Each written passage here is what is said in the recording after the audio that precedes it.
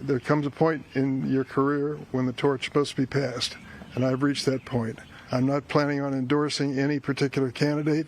I hope I don't have to, but I'm not ruling out the possibility in an extreme case.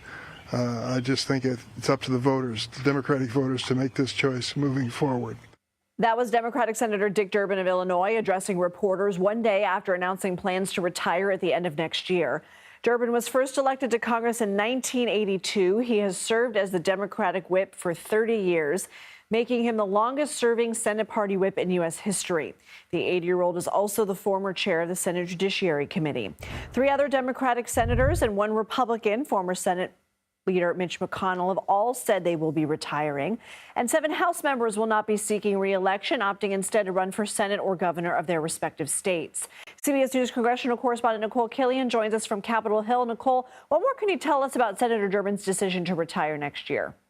I think you heard it in his statement there, saying he felt that it was time to pass the torch. And this is certainly something that we have heard from some retiring senators in the past and lawmakers in the past, particularly those in the Senate, though, when they look at the trajectory of what another potential run means. And so the senator explained at a news conference earlier today that, he has to game out not just a 6-year term, but the 2 years it takes to run. So really 8 years in total. As you mentioned, he's 80 now. So having served in Congress since the early 80s. He just felt that it was time to move on, although he said it was a very difficult decision because he loves his job as a U.S. senator. He feels that this is a very consequential moment in time in terms of trying to combat the Trump agenda and the Trump administration. So he said that actually kind of tugged at him to maybe stay and continue to serve in the Senate longer. But again, just kind of facing the realities of the situation, he thought it was better to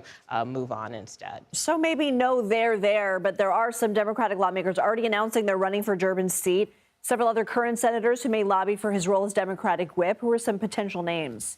Yeah, that's right. Well, we have already seen the lieutenant governor of Illinois, Juliana Stratton, enter the race. She did so this morning, basically making the argument that she is very familiar with the state, having served in the role of lieutenant governor. She also picked up an endorsement from the Democratic Lieutenant Governors Association straight out of the gate. So she is someone who has already put her name in the hat, if you will. There is also a number, or there are a number of members of Congress that we are keeping our eyes on. One in particular, Congresswoman Robin Kelly.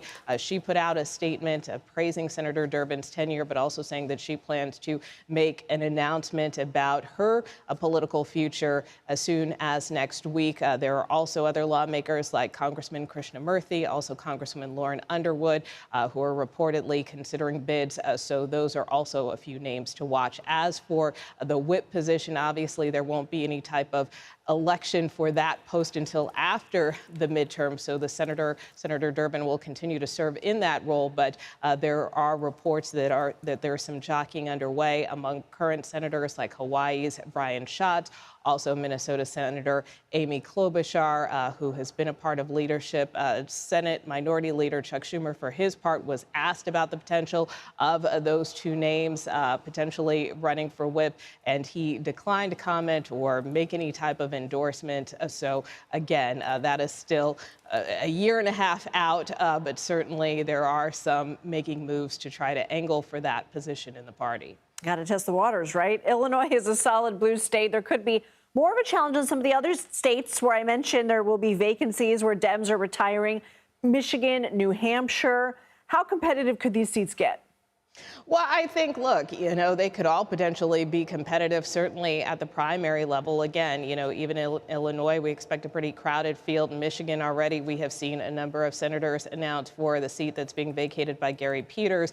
You have Chris Pappas, another member of Congress who has already put his name out there in terms of hoping to succeed Senator Shaheen. So, look, a lot of these primaries may be competitive, but nonetheless, certainly Senate Democrats would like to try to reclaim the majority if they can in 2026, even though if that will potentially be an uphill climb for them nonetheless. But, all of these seats are critical for Democrats to hold on to, at least if they want to retain the seats that they have now. Certainly they would like to add to those totals, but being able to retain some of these vacated seats are critically important.